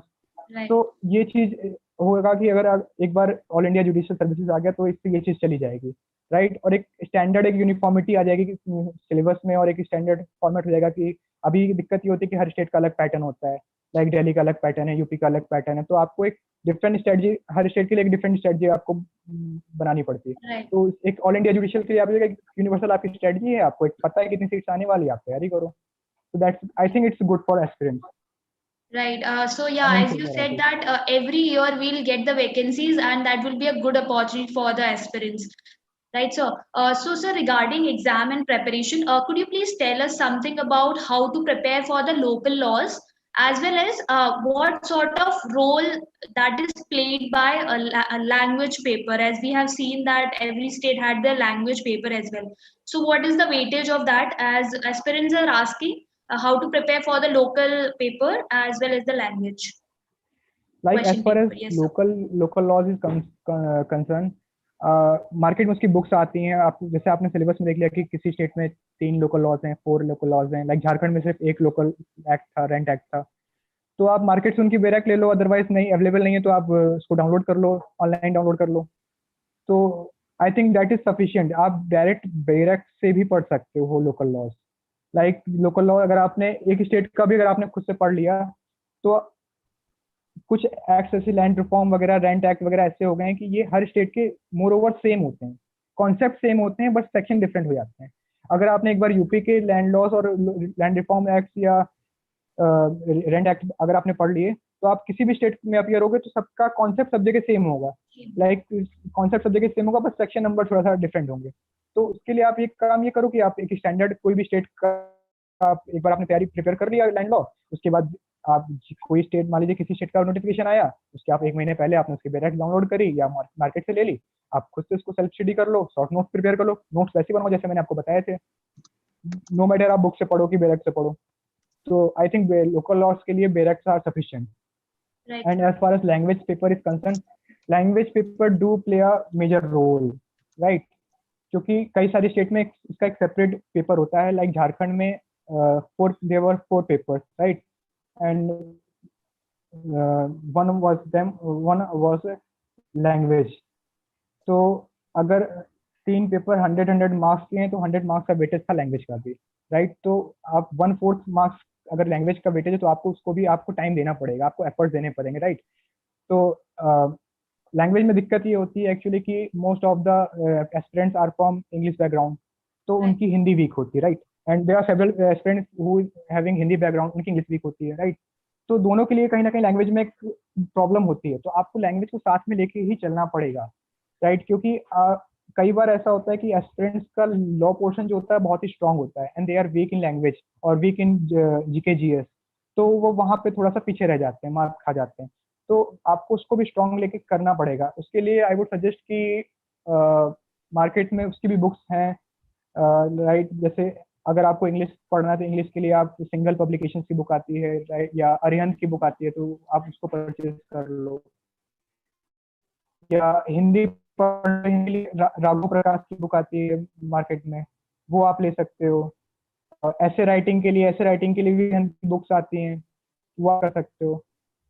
But ये बुक्स आप सिर्फ खरीदने और ये लास्ट मोमेंट में पढ़ने से भर से आपको एक लैंग्वेज प्रिपेयर नहीं हो जाएगा। उसके लिए आपको कॉन्टिन्यूस मतलब आपको एक उसको टाइम देना पड़ेगा, राइट। आप जैसे अगर आप तैयारी कर रहे हो तो आप उसको रोज एक ऐसे लिख लो, या वीकली आप एक ऐसे लिख लो। आपने कोई टॉपिक उठाया, आप एक ऐसे लिखने बैठो, क्योंकि जब आप the moment you are going to write, आपके दिमाग में कुछ नहीं आएगा।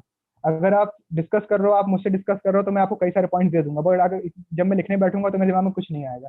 तो once I face that failure, तो मुझे समझ आएगा कि यार अब कैसे करूं। तब आप बुक उठाओ, एक स्टैंडर्ड ऐसे पढ़ो, राइट, फिर उस ऐसे को बंद कर दो, फिर आपके आंख बंद करके आपको जितना याद था वो सब लिख डालो। तो आपको क्या हो जाएगा, एक आइडिया आ जाएगा कि ऐसे को कैसे अप्रोच करना है। ये इन बुक्स में आपको समझाया कि पहले इंट्रो पार्ट से कैसे करना है, कैसे उसको स्ट्रक्चरिंग कैसे करनी है, ऐसे की कंक्लूजन कैसे देना है। तो बीच में कोटेशंस वगैरह कोट कर दो, ये आपकी गार्निशिंग होती है एसेज वगैरह की। तो इस तरह से आपको वीकली एक ऐसे 2 ऐसे लिखो, आप एक हिंदी में लिख लो, एक इंग्लिश में लिख लो। और ट्रांसलेशन है, translation plays a major role. Translation में कई बार जैसे एमपीएससी स्टेट में होता है कि लीगल ट्रांसलेशन पूछते हैं, राइट।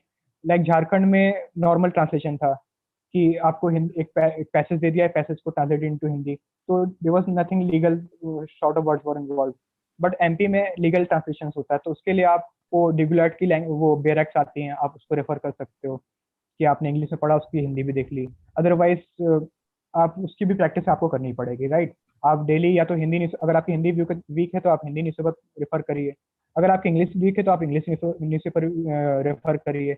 जो आपको वोकैब्स की आप एक रजिस्टर बना लो, जो इंपॉर्टेंट वोकैब्स है उसको आप नोट डाउन कर लो, उसको आप रिवाइज किया करो।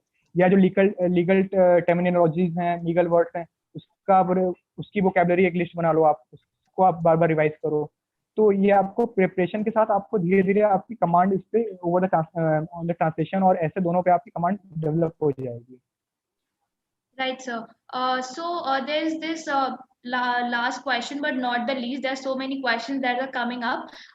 Sir, could you please tell us something about the judgment writing? So, what should be the approach for the student who is not taking any coaching and wanted to prepare for the judgment writing? So, could you please tell us something about that? Right, judgement writing में like जिस मतलब जहाँ पे judgment writing जिस state में पूछी जाती है, तो वहाँ पे आपको एक ऑप्शन होता है कि आपको जजमेंट राइटिंग लिखना है या फिर प्लेन और डबल्स लिखना है, right. So you have the option, but you have to prepare for both. अगर आपको कई बार ऐसा हुआ कि कई बार स्टूडेंट क्या होते हैं, सेफ लेके चलते हैं कि मैं प्लेन ड्राफ्ट का एक फॉर्मेट होता है, सेट फॉर्मेट होता है, वो मैं याद करके चला जाऊंगा, उसको लिख दूंगा, राइट। क्योंकि प्लेन ड्राफ्ट का एक सेट फॉर्मेट होता है, आपको वो आपको पता है कैसे उसको ड्राफ्ट करना है, आप उसने उस फॉर्मेट को फॉलो किया, आप लिख देते हो। बट कई बार क्या होता है कि ऑप्शंस ही इतने ज्यादा टफ होते हैं कि आप एट लास्ट मोमेंट आपको बनता नहीं है कि यार मैंने प्लेन ड्राफ्टिंग पढ़ी तो थी, बट मेजर जो सेक्शंस थे या प्रीवियस पेपर मैंने देखे थे, उसमें इस सेक्शन में पढ़ा था, वो तो आया ही नहीं, उसमें तो कुछ Right. नया आ गया। या मान लीजिए डीवी एक्ट से रिलेटेड कोई आपको कंप्लेंट ड्राफ्ट करनी है, ये तो मैंने कभी किया ही नहीं था। तो ये सारी चीजें होती, तो आपको प्रिपेयर फॉर बोथ थिंग्स, आपको जजमेंट राइटिंग भी आनी चाहिए, राइट। तो जजमेंट राइटिंग के लिए आई वुड सजेस्ट कि मार्केट में इसकी बुक आती है, एक रॉबिनजीत सर हैं, उनकी बुक आती है, राइट, सिंगल पब्लिकेशन की वो भी बुक है, judgement writing. that is a wonderful book. Yes, so that will help you out. उस बुक में आपको हर सेक्शन वाइज जजमेंट दे रखे हैं कि किस सेक्शन में आपको कैसे जजमेंट लिखने हैं. Order wise, in fact order writing भी उसमें समझाया है काफी अच्छे से कि ऑर्डर राइटिंग अगर आपको आया तो किस सेक्शन में कैसे ऑर्डर आपको अप्रोच करना है. इनफैक्ट उस बुक में आपको स्टेट वाइज भी अलग अलग अप्रोच दे रखा है कि आपको एमपी में जजमेंट राइटिंग में अगर आप अपियर हो रहे हो तो आपको क्या अप्रोच होनी चाहिए, छत्तीसगढ़ में, यूपी में कैसे अप्रोच होना चाहिए. Like Chhattisgarh is a totally unique state. Chhattisgarh में आपको प्री होता है, प्री के बाद आपका मेंस होता है. मेंस में आपको not like any other state कि आपको आंसर राइटिंग नहीं होती, वहाँ पे सीधे जजमेंट राइटिंग होती है आपके मेंस में. हाँ, तो you have to be strong on your judgement part also. तो उसके लिए वो बुक बहुत ही मतलब वंडरफुल बुक है. Right. Okay. So yeah, I believe that the for judgment writing questionnaire, like people have got their queries solved, and yeah. So sir, before signing off, please tell us our aspirants some advice which you wanted to give those who are preparing for the judiciary, as well as those who are working and preparing. Please give some motivation, and along with that, what should be that thing that keeps them going. मतलब उन्हें क्या ऐसा है जो उन्हें अपनी dream तक पहुंचाने के लिए हेल्पफुल हो. Please tell some advice for that. And meanwhile, I'll ask my participants to rate this webinar from 1 to 10. Yes, and those who are asking for this thing that whether one should take coaching or not. So in market, there are so many coaching that are available, and moreover, Lawseco has started with the judiciary course. Just go to the site and please visit our Lawseco site. Yes, sir. Yeah, you please continue, sir. Yes. So as far as last comment is concerned, yes. I would suggest कि जो भी मतलब अगर working professionals हैं और otherwise also जो भी new aspirants हैं जो अभी रिसेंट ग्रेजुएट हुए हैं, never lose your hope. Right, आप कंसिस्टेंट रहो, हार्ड वर्क करते रहो और हैव पेशेंस. आप कभी भी ना अनरियलिस्टिक गोल मत सेट करो कि मुझे अभी कोई एग्जाम्स मान लो आने वाला है तो आपको निकालना ही है. लाइक अभी बिहार आने वाला है तो मुझे बिहार इसी बार निकालना है. आप अपने आप को जज करो ना कि अगर आपने लास्ट कभी भी पढ़ाई करी ही नहीं है या आपने एलएलबी में कभी पढ़ाई नहीं है तो आप नहीं निकाल सकते हो. तो फॉर दैट आपको टाइम देना पड़ेगा. मैं ये नहीं कह रहा हूँ कि इम्पॉसिबल नहीं है, nothing is impossible, but you have to strategize everything. आप एक आइडियल गोल से मत जियो कि मैं निकाल लूंगा, मैं एकदम से मेरे अंदर एक पावर आ जाएगी, मैं सब कुछ क्वालिफाई कर लूंगा. ये नहीं होता है. राइट, मतलब आपको एक स्ट्रेटजी बनाओ. और जैसे मैंने अभी स्टार्टिंग में आपको बताया कि सिलेबस, आपको एक टाइम पीरियड डिसाइड करना पड़ेगा कि मुझे इस सिलेबस कंप्लीट करने में इतना टाइम लगेगा. राइट, तो आपको उस टाइम को आपको देना ही पड़ेगा. तो उसके लिए आपको पेशेंस रखिए, कामनेस दिखाइए अपने अंदर. और जो भी वर्किंग प्रोफेशनल्स हैं उनको भी मैं यही कहूँगा कि सिंस उनके पास वर्किंग आवर्स के रिस्ट्रिक्शंस हैं, उनको किसी के साथ फैमिली इश्यूज हैं, फाइनेंशियल इश्यूज हैं, राइट, तो आपको मैनेज करना पड़ेगा. See, judiciary is something which is very prestigious and honourable job. तो वो आपको एक आइडियल सपना होना चाहिए कि आपको you have to, if you want to live that dream, तो आपको उसके लिए कुछ करना पड़ेगा. Struggle, it's your struggle face. Right, तो आपको कुछ भी फेस करना पड़ेगा. लाइफ में हमारे कई सारे मतलब ऐसे फेसेस आते हैं. आपको कई बार आपको कई सारी प्रॉब्लम्स होगी. तो आई वुड सजेस्ट कि जैसे आपने बचपन में वो स्नेक एंड लेडर का गेम खेला होगा, सांप सीढ़ी का गेम, तो उसमें आपको क्या होता है कि आप 1 से स्टार्ट करते हो, आपको 100 पे जाना होता है. तो आपका गोल ये होता है 100 मीन्स जुडिशरी. राइट, तो आप 1 से खेलना शुरू करोगे, डाइस को फेंकोगे, कई बार आपको लेडर मिलेगी, कई बार आपको स्नेक्स भी मिलेंगे. तो स्नेक्स क्या है? आपके जो लाइफ के इश्यूज हैं. राइट, आपका मान लीजिए किसी दिन आपकी बॉस से लड़ाई हो गई, किसी दिन आपको कोर्ट में जज ने हड़का दिया तो आपका दिन पूरा बर्बाद चला जाएगा. किसी दिन फैमिली से झगड़े इश्यूज हो गए, कई बार आपको आपकी मेड नहीं आ रही है. राइट, तो different types of issues in one's life. तो आपको वो फेस करना पड़ेगा. आप जब भी इशू आए आप सोचो कि this is the snake. Right, this is the snake, मुझे इससे मतलब नहीं है, मुझे लेडर लेके 100 तक जाना है. तो ये आपका अप्रोच होना चाहिए. और बी कंसिस्टेंट. अगर मतलब आप होप मत लूज करो कि जैसे अभी कोरोना के टाइम, मतलब ड्यू टू कोरोना की लॉकडाउन हो गया है, काफी सारे बच्चे जो प्रिपरेशन में थे उनके साथ दिक्कत ही आ गई कि there are no vacancies. Right, कि लास्ट ईयर इतनी सारी वैकेंसीज आई विद गुड नंबर्स. तो अभी कई सारे लोगों को दिक्कत ये है कि यार वैकेंसी नहीं आ रही है, प्रिपरेशन हमारी अच्छी खासी है, या कुछ को समझ में नहीं आ रहा है कैसे करना है. तो करना तो देखो आपको है, तो आपको करना पड़ेगा. राइट, अब वैकेंसी नहीं आ रही है तो उसके लिए तो देखो बिहार एंड छत्तीसगढ़ का नोटिफिकेशन इज आउट. राइट, उसके फॉर्म आए हुए हैं, तो आपके पास एक होप है. बिहार इज अ होप, उसमें गुड नंबर ऑफ वैकेंसीज हैं. Chhattisgarh is a hope, and Rajasthan and Bihar, Rajasthan and sorry Jharkhand की भी सीट्स नोटिफाई हो चुकी थी बिफोर द कोरोना क्राइसिस। इन दोनों की सीट्स नोटिफाई हो चुकी थी, तो सूनर और लेटर इन दोनों के भी नोटिफिकेशन आ जाएंगे, राइट। और उसके बाद आई थिंक नेक्स्ट, अगर is not this year, next year MP, UP, Haryana, Himachal, they are so many states, right. तो एक बार अगर वैकेंसी आएंगी तो एकदम लाइन से आती जाएंगी, तो आप अभी लूज मत हो करो, this is the crucial time. आपको अपने आप को अभी संभालना है। अगर आप अभी संभाल ले जाओगे तो कल को इतनी सारी वैकेंसीज आएंगी, आपका अगर if you are true to yourself तो आपको एग्जाम एक बार में निकाल लोगे। बाकी मैं यही कहूंगा कि be positive, surrounded by the positive people, like जैसे मैंने अभी एग्जांपल दिया कि I was inspired my friend. तो आप ऐसे लोगों से, अगर आप प्रिपरेशन में हो तो आप ऐसे लोगों से सराउंडेड रहो कि जो आपके साथ प्रिपरेशन कर रहे हैं या जो आपको मोटिवेट करते हैं, राइट। आप नेगेटिव लोगों से थोड़ा सा दूर हो जाओ। अगर आपको किसी से अनबन है या कोई इश्यूज हैं, क्राइसिस है, फ्रेंड सर्कल में क्राइसिस है, रिलेशनशिप में क्राइसिस है, तो आप थोड़ा सा अपने आप को डिस्टेंस बना लो, क्योंकि आपका एक हायर गोल है, राइट। आप एक बार हायर गोल का अप्रोच, मतलब अब आप पालोगे तो आप ये सब चीजें आपको एक छोटी मोटी लगेंगी, राइट। तो दिस इज माय एडवाइस कि stay calm, stay safe, and all the best for you all, right. Right. Okay. All right. So yeah, I believe that you has given us a honest and genuine approach towards the preparation, as well as how one can balance their working life as well as their preparation. Also, you has given us the motivation for those who have quit their job. But if you have a certain good aim in your life, so you can achieve anything, whatever you dream of, along with the smart and hard. One Yes, sir. Yes, sir. Continue. one more thing I would say, कि never have your backup options. Okay. Never ever have your backup options. ये मैं हर candidate को बोलता हूँ, like when I was quitting my job, so see I was 2014 pass out, अब and I was quitting my job, so there was a lots of insecurity for me and for others also, जो मेरे जैसे सोच रहे होंगे कि मुझे preparation करनी चाहिए, उन्होंने दूसरों को देखा या फ्रेंड्स को देखा, तो उनको हमें मतलब जनरली हमें इंस्पिरेशन ऐसे ही मिलता है, अपने सराउंडिंग से मिलता है। कई लोगों का ये बाय बर्थ एम नहीं होता है जज बनना या यूपीएससी क्लियर करना, तो कई लोगों को इंस्पिरेशन बाद में आती है। तो ये जो इनसिक्योरिटी वाला फैक्टर होता है, तो आपको रिस्क लेना पड़ता है लाइफ में, राइट। मुझे भी लगा था कि यार मैं अब जाके अगर क्विट करता हूँ, अगर प्रिपरेशन स्टार्ट करूंगा तो पता नहीं होगा कि नहीं होगा, एंड आफ्टर 2 साल 3 साल बाद अगर मेरा नहीं होता है तो मैं कहीं का नहीं रहूंगा, मेरी जो बनी बनाई लिटिगेशन है वो भी कहीं स्क्रैच हो जाएगी, और फिर मुझे एकदम स्टार्टिंग से स्टार्ट करना पड़ेगा, या तो मैं कहीं पढ़ाऊंगा या कुछ करूंगा। तो ये जो एक सिक्योरिटी फैक्टर आता है ना, आपको इससे ओवरकम करना पड़ेगा, राइट। कई बार जैसे जो न्यू एस्पिरेंट्स होते हैं तो वो सोचते हैं, अभी रिसेंटली पास आउट हुए, ग्रेजुएट हुए, तो वो सोचते हैं कि यार एलएलएम डाल देते हैं साथ में, क्लैट में अपियर हो जाते हैं, एलएलएम कर देते हैं। तो अगर आपको जुडिशरी निकालना है तो put your LLM on hold, right. आपको एलएलएम के बारे में नहीं सोचना है, no second option, no second backup option, आपको जुडिशरी निकालना है तो जुडिशरी ही निकालना है, राइट। तो ये आपको अप्रोच होना चाहिए कि there are people who are like who are preparing for 4 to 5 years. They have appeared to 6 to 7. I've seen the example, those who have appeared in 7 to 8 interviews and then got rejected and then got selected, right?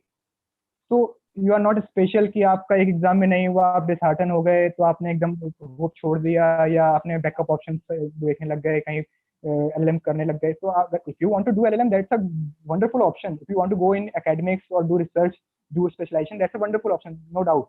But if you want to do go for judiciary, then go for judiciary only. This is my last comment. Right. So, okay. Thank you so much for this mantra or the strategy. I believe that our participants will definitely follow this. And we congratulate you as a Law Seeker team that you will serve as a good judge and serve a society very well. Yes, sir. Before signing off, I'll ask my participants to like, share, and subscribe this page. And yes, sir. Thank you so much for your time. And I believe that our participants, would definitely get something from this particular webinar. All right, so thank you, Anu. Thank you, Law Seeker team, and thank you all the audience.